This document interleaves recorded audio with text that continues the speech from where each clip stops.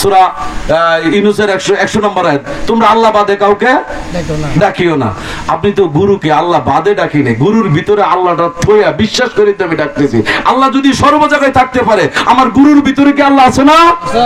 যেহেতু আল্লাহ বলেছে আমি সর্ব জায়গায় আছি, সর্ব জায়গায় কথার অর্থ এখানেও আল্লাহ আছে, আপনার কাছেও আছে, জলে বনে রঙ্গলে সব জায়গায় আল্লাহ আছে। সুতরাং কাবা শরীফকে কিবলা করে যদি আল্লাহকে সেজদা দিলে, আল্লাহ যদি সেই সেজদা নেই, তাইলে গুরুকে কিবলা করে আল্লাহকে সেজদা দিলে নিবে না কেন? আমি তো আল্লাহ জ্ঞানে সেজদা দিচ্ছি, গুরু জ্ঞানে তো সেজদা দেয় না। মানুষ জ্ঞানে তো সেজদা দেয়। সেজদার মালিক কে? আল্লাহ। দিনের মালিক কে? আল্লাহ। তো সেজদার মালিক আল্লাহ, দিনের মালিক আল্লাহ, আল্লাহ বাদে কাউকে সেজদা করা যাবে না, এটা তো কোরআন। তো আল্লাহ কি করে কইলো যদি আদম আদমের নিমিত্তে সেজদা করো? কি আল্লাহ কি দুই কথা কয় নাকি? হ্যাঁ, সূরা নিসার 82 নম্বর আয়াত খুলে দেখো। সূরা নিসার 82 নম্বর আয়াত, শিরক দ্বারা তোমার ঈমানকে কলুষিত করিও না। সূরা জুমার 65 নম্বর আয়াত খুলে দেখো, শিরক দ্বারা তোমার কর্মফল বিনষ্ট করিও না। সূরা লুকমানের 13 নম্বর আয়াত খুলে দেখো, শিরক হয়েছে সবচেয়ে বড় জুলুম। সূরা নিসার 48 নম্বর আয়াত খুলে দেখো, শিরকের গুনাহ আমি আল্লাহ ক্ষমা করি না। তাহলে সেজদার মালিক যদি আল্লাহ হয়, দিনের মালিক যদি আল্লাহ হয়, আল্লাহ কেন বললো আদমকে সেজদা করার জন্য? আদমের ভিতরে আল্লাহ কি শিরক হয় নাই? আল্লাহ বলে দিলেন আমি যখন আদমকে সুটাম করব তখন তোমরা সেজদা করিও না, যখন আদমের ভিতরে আমি আমার নিজ রূহ ফুৎকার করব তখন তোমরা সেজদা করিও। তাহলে আদমের ভিতরে কে? আল্লাহ। তো চেহারাটা কার? যদি আদমের হয় তাও তো শিরক হয়।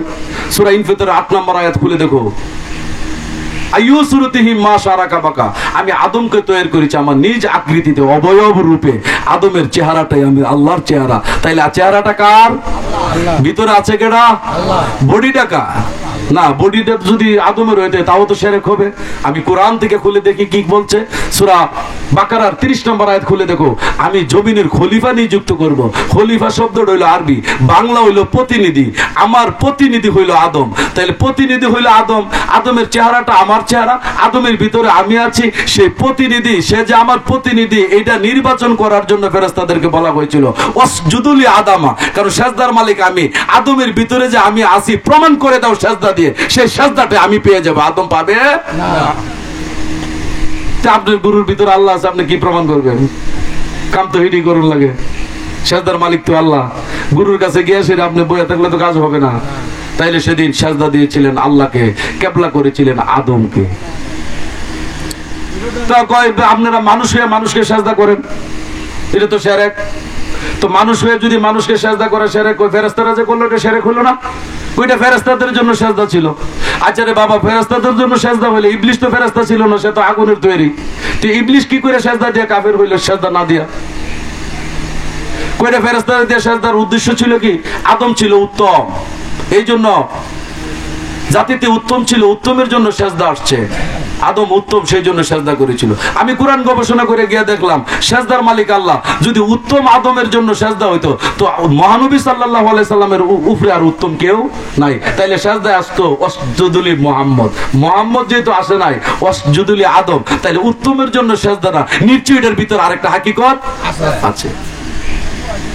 শুনে নেন কেন ফেরেশতাদেরকে আল্লাহ বলেছিলেন প্রথম, যদি ফেরেশতারা দিয়া প্রথম সেজদা না করাইতো, ফেরেশতা নিরাকার হুদার সেজদা আগের থেকে চালু ছিল, এটা চালু থাকতো, সেজদা দুইটা হয়ে যাইতো, একটা আদমের নিমিতের সেজদা আর ফেরেশতারা করল নৈরাকারের সেজদা। আল্লাহ কয় না আমি এক সেজদাতে দিয়ে আসবো। আগের নৈরাকারে যে ফেরেশতারা সেজদা করতো এদেরকে সেজদা করাইয়া ওই রাস্তাটা বন্ধ করে আমি সেজদাটা উদ্বোধন করে দিই। ঠিক দেওয়ান সাহেব? তাই নাহলে এই কথা থাকতো। সুতরাং সেদিন সেজদাটা সেদিন আদমের ছিল না, এই জন্য ওয়াসজুদুলি আদামা, আদমের নিমিত্তে সেজদা করো। আদমের হাত আল্লাহর হাত, আদমের চেহারা আল্লাহর চেহারা, আদমের ভিতরে আছে আল্লাহ। ওই আল্লাহটা আদমের ভিতরে তুমি বিশ্বাস স্থাপন করে তুমি ওই আদমকে কিবলা করে সেজদা করো। তোমার ভিতরে ইবলিস থাকলে সেই ইবলিস আদম সেজদা করে না, ইবলিস আদমের হাত বিশ্বাস করে না। তুমি যদি মুক্ত হইতে চাও, পবিত্র হইতে চাও, তাহলে তুমি গুরুকে আদম কাবে সেজদা করলে ইবলিস থেকে মুক্ত হবে। তুমি অন্য কোন বন্দিকে দিয়ে ইবলিস থেকে মুক্ত হইতে পারবে না। সুতরাং আপনাদের এলাকায় আমি নতুন আসছি, নতুন কথাবার্তা বলতেছি, জানি না আমি কতটুকু কি বলেছি। ভুল বেয়াদবি হইলে আমাকে সংশোধন করে দিবেন, আমার কোনো আপত্তি নাই। আমি নামাজ রোজা টুপি দাড়ি ডিলাকুলুবের বিরুদ্ধে না, আমি শুধু কথা একটা, তুমি পবিত্র হও, সৎকর্ম করো। আমাকে এক লোকে বললো যাই কিছু করেন নামাজটা পড়েন। আমি কি বাবা ভুল করে কেন? নামাজের দাওয়াত দিয়েছে শব্দটা তো ভালো, কিন্তু ভুল হয়েছে তোমার। কেন? সূরা বাকারার 277 নম্বর আয়াত খুলে দেখো। আল্লাহ পাক বলেন, যারা ঈমান এনেছে, সৎ কাজ করেছে, সালাত কায়েম করেছে, যাকাত দিয়েছে। তো নামাজ কত নম্বরে গেল? 3 নম্বর। যারা ঈমান আনে, সৎ কাজ করে, তারপরে নামাজ আদায় করে, তারপরে যাকাত দেয়। তাহলে আগে ঈমান আনেন, সৎ কাজ করেন, তারপরে সালাতে যান। কারণ নামাজ তো এটা বড় ইবাদত। আপনি প্রস্তুতি ছাড়া নামাজও বয়ে দেন কেন? ঘুষ ঘুষ চালু রাইখা মানুষের টেহা মাইরা এই চরিত্রটা আগে বন্ধ করেন, তারপরে সালাতে দাঁড়ান। কারণ এখানে নামাজে গেলে আল্লাহর দিদার হবে। আল্লাহ তো অপবিত্র জায়গার মধ্যে বসবাস করে না। আপনি খুলে দেখুন সূরা শুআরার 19 পারা 89 নম্বর আয়াত, ইল্লা মান আতাল্লাহ বিকালবি সালিম। যতক্ষণ পর্যন্ত মানুষের বিশুদ্ধ অন্তর না হবে, ততক্ষণ আল্লাহর সাথে দেখা হবে না। বিশুদ্ধ অন্তর বললো কেন? আল্লাহকে জিজ্ঞাসা করি, আল্লাহ তুমি বিশুদ্ধ চেহারা বললে না, বিশুদ্ধ হাত বললেন না, বিশুদ্ধ পাও বললেন না, বিশুদ্ধ বডি বললেন না, অন্তর বললে কেন? আল্লাহ বলেন, অন্তরের মধ্যে ইবলিশ থাকে।